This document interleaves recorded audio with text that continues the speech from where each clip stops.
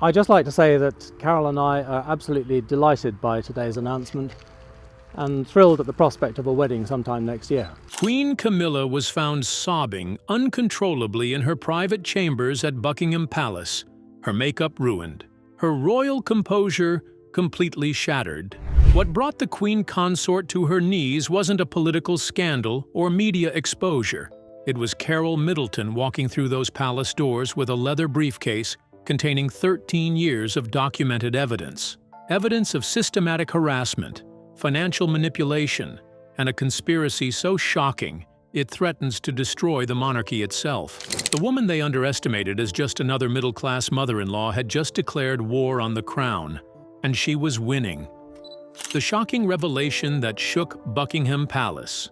February 6, 2025, a date that will forever be etched in royal history.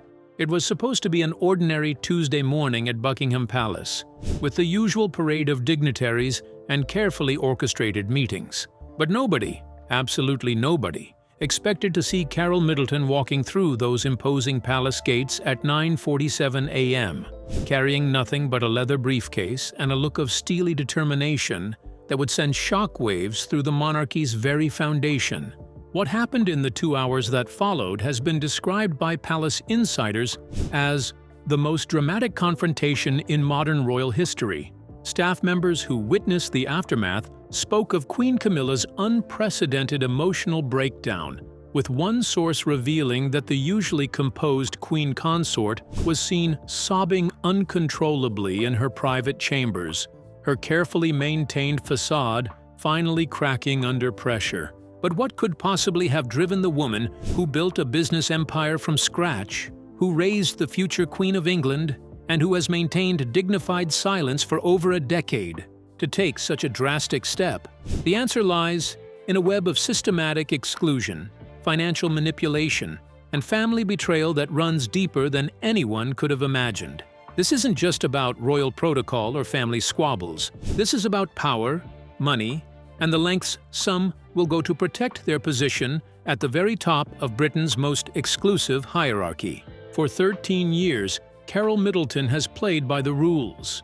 She smiled when she wanted to scream, stepped back when she deserved to step forward, and watched in painful silence as her access to her own grandchildren was systematically eroded by forces within the palace walls. But on that cold February morning, everything changed. The gloves came off, the briefcase opened, and the truth, devastating, undeniable, and explosive, finally came to light. The silent war that nobody saw coming. The story begins long before that fateful February morning. In fact, it starts on April 29, 2011, the day the world watched Catherine Middleton become Catherine, Duchess of Cambridge. While millions celebrated the fairy tale wedding, a different drama was unfolding behind the scenes. Carole Middleton, dressed impeccably in sky blue, stood proudly watching her daughter marry the future King of England. But even on that glorious day, she was beginning to understand that her role in this royal story would be far more complicated than she had ever imagined. The first warning signs came during the wedding preparations themselves. Ideas that Carole suggested for personal touches, meaningful flowers from their family garden, a special reading by one of Catherine's closest friends, were quietly dismissed or overruled. When she inquired about the guest list for the evening reception, she was told it had already been finalized by the appropriate parties. The message was clear. This was their world now, and she was merely a guest in it. But the real shock came after Prince George's birth. In July 2013, Carole had imagined herself as the hands-on grandmother she'd always dreamed of being, sharing her experience and helping her daughter navigate those precious early months. Instead, she found herself navigating a maze of protocols, schedules, and appropriate channels. Want to visit your grandson? Submit a request 3 days in advance. Hope to take him for a walk in the park? Security assessments required. Dream of a quiet family dinner? Royal nannies have feeding schedules that cannot be disrupted. What made it even more painful was watching how differently other royal grandparents were treated. Camilla's access to her own grandchildren seemed unrestricted. She could drop by unannounced, suggest outings, even override Catherine's parenting decisions without consequence. The double standard was glaring, and it cut deep. One particularly devastating incident occurred during Princess Charlotte's second birthday party in May 2017. Carole had spent weeks planning a small, intimate celebration in the Middleton family garden, something normal and joyful for her granddaughter. But 2 days before the party, she received a call from Camilla's office. The Queen Consort had concerns about security. The British monarch has given her blessing for Prince Charles' wife Camilla to be called Queen Consort, and suggested the celebration be moved to a more appropriate royal venue with proper supervision. The party was relocated to Clarence House, transformed from a cozy family gathering into a formal royal function. Charlotte, only 2 years old, seemed confused by all the cameras and protocol. Instead of running freely through her grandmother's garden, she sat quietly on a gold-trimmed chair, overwhelmed by the pomp and ceremony. Carole watched her granddaughter's natural joy being stifled in real time, and something inside her hardened. This wasn't about security or appropriateness. This was about control. The briefcase that changed everything. As the years passed, Carole's exclusion became more systematic and more cruel. Christmas visits were discouraged due to royal commitments. School events became off-limits because of media concerns. Even simple phone calls to her daughter were increasingly intercepted by private secretaries who would suggest more appropriate times to connect. But Carole Middleton hadn't built a multi-million-pound business by backing down from challenges. While she remained publicly silent and dignified, privately, she was documenting everything. Her business background had taught her the importance of keeping records, understanding financial flows, and recognizing patterns. What started as personal notes about missed visits and canceled plans slowly evolved into something much more comprehensive. Through her extensive network of contacts, built over decades in business and social circles, information began to flow her way. Not gossip or speculation, but hard facts about financial decisions, property transactions, and the complex web of trusts and foundations that manage royal wealth. What she discovered was breathtaking in its scope and shocking in its implications. Shell companies registered in Switzerland that seemed to serve no purpose beyond obscuring money trails. Charitable donations that somehow found their way back to personal accounts through a maze of intermediary organizations. Property deals that looked suspiciously like money laundering to anyone with a business background. Most damaging of all, evidence of systematic financial pressure being applied to organizations and individuals who supported or assisted the Middleton family. The party pieces business, which had thrived for years, suddenly found itself facing mysterious regulatory challenges. Suppliers who had worked with them for decades began citing new policies that made continued relationships impossible. Even worse, Carole discovered that several of these suppliers had been quietly approached by representatives from Camilla's office, suggesting that maintaining business relationships with the Middletons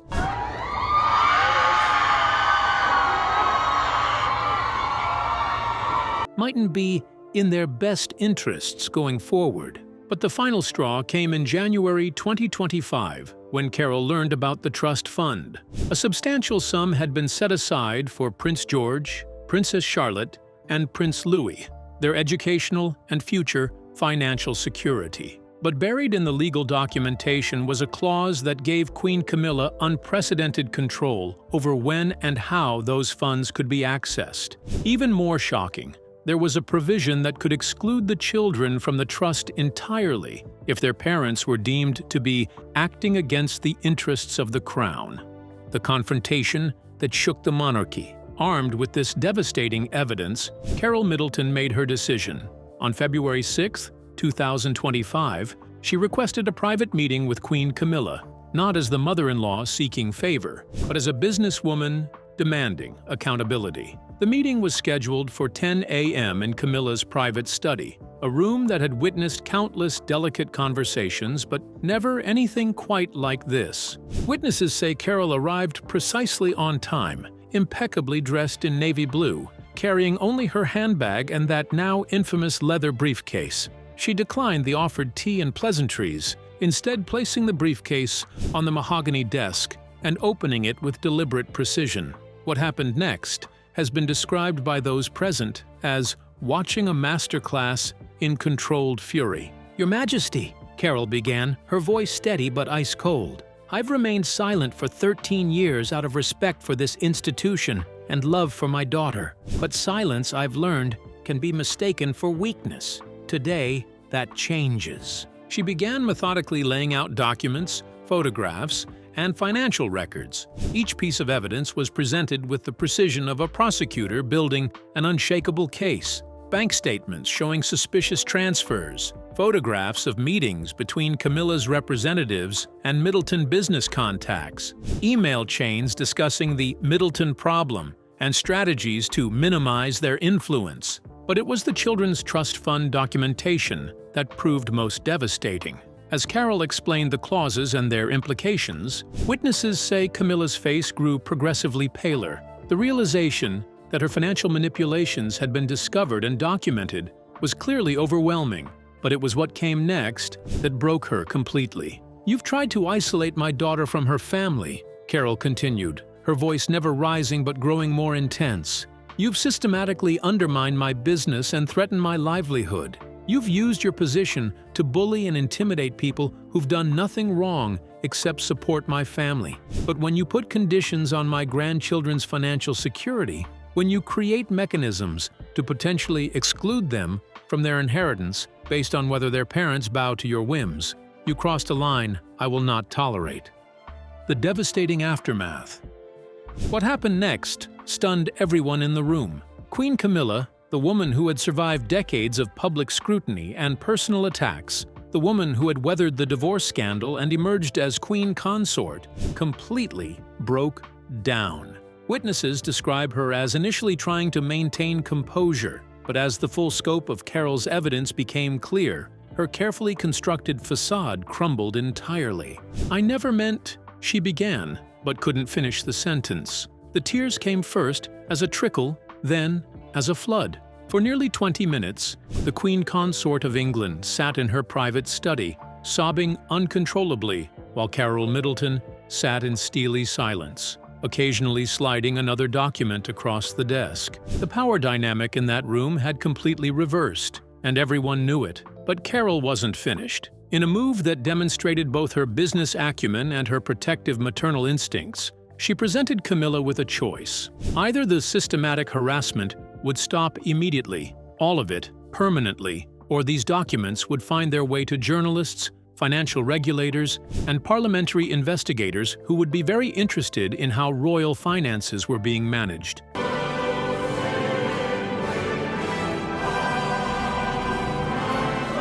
"I'm not here to destroy the monarchy," Carole said as she began packing the documents back into her briefcase. "But I am here to protect my family. My daughter has served this institution with grace and dignity for over a decade.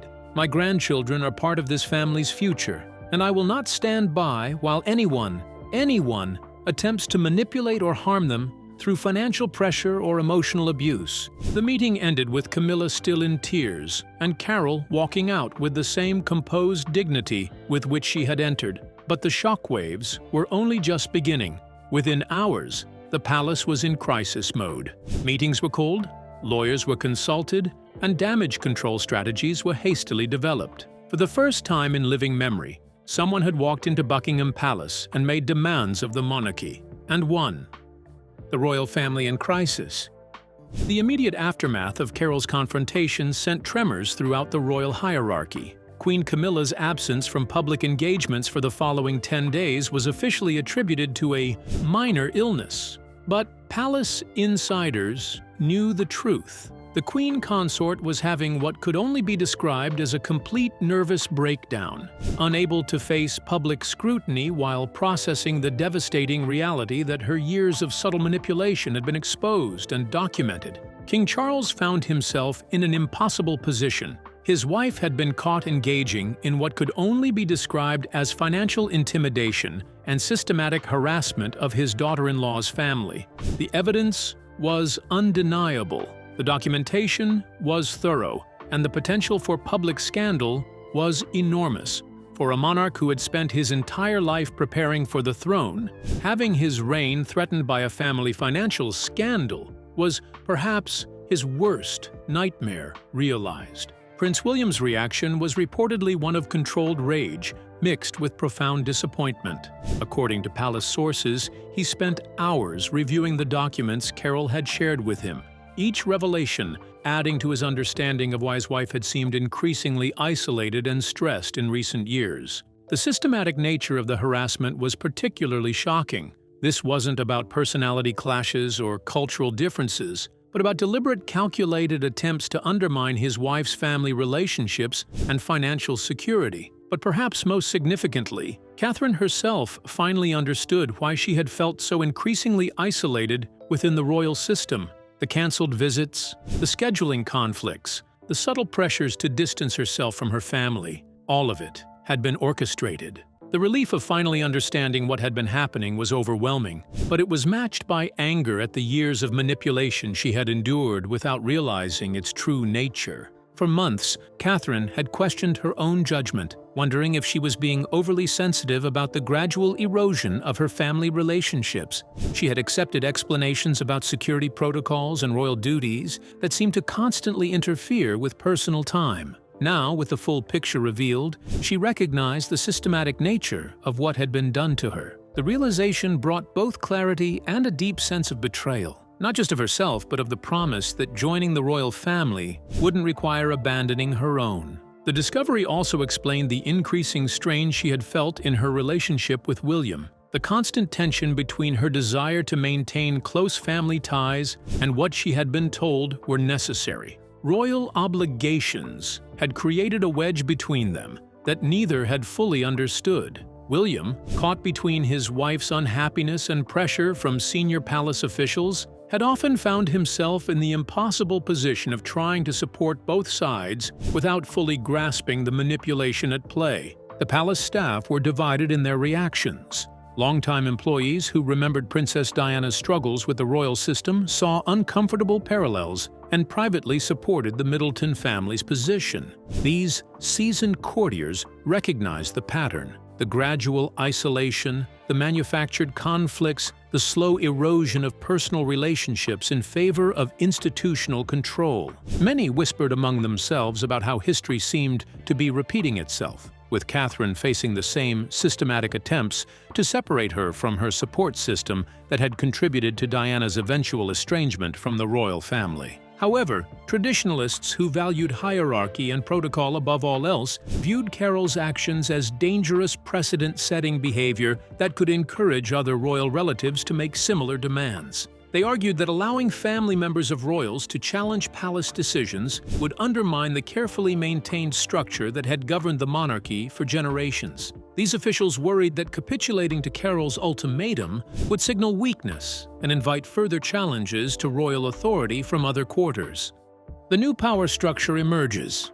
In the weeks following the February confrontation, a fascinating transformation began to unfold within the palace walls. With Queen Camilla effectively sidelined and dealing with her own emotional crisis, a power vacuum emerged that Catherine was uniquely positioned to fill. But rather than seizing power dramatically, she did something far more effective. She simply stepped into the spaces that had been left empty. Her office was quietly relocated to be closer to King Charles's working spaces. Her schedule expanded to include meetings and decisions that had previously been handled by others. Most importantly, her voice began carrying more weight in family discussions and royal planning sessions. It wasn't a coup or a power grab. It was the natural result of competence filling the void left by someone else's absence. The change in William was particularly notable. Sources close to the couple report that he began deferring to Catherine's judgment on matters ranging from public engagements to family decisions.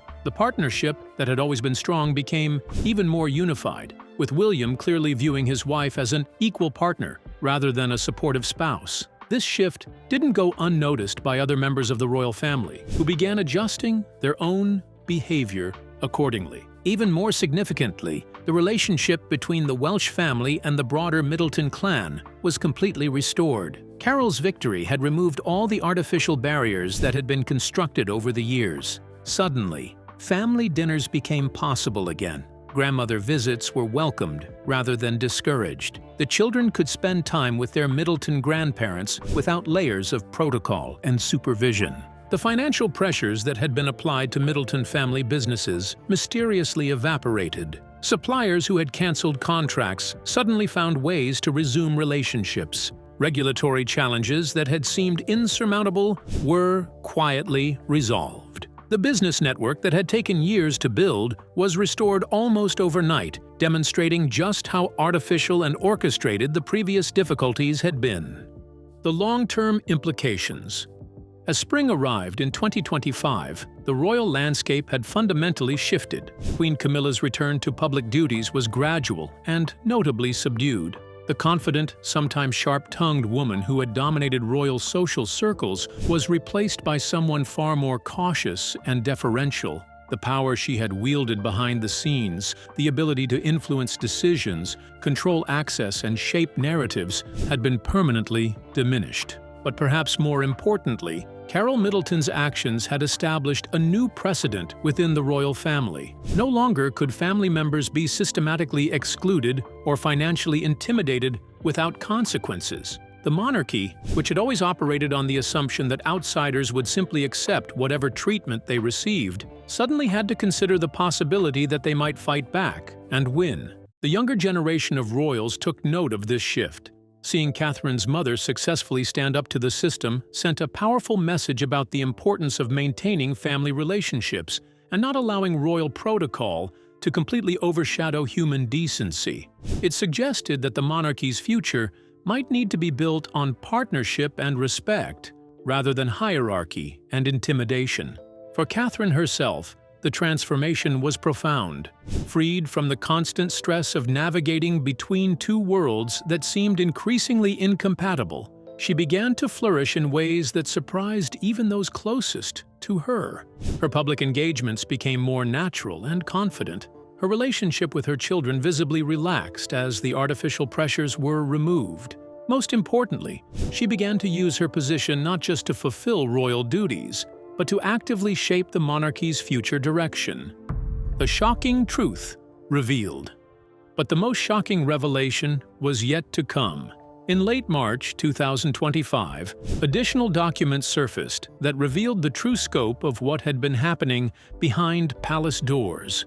The systematic exclusion of the Middleton family hadn't been a recent development or a response to specific incidents. It had been planned from the very beginning, starting even before Catherine and William's wedding. Internal memos dating back to 2010 showed detailed discussions about managing the Middleton influence and ensuring that Catherine's family would not gain too much access or power within the royal system.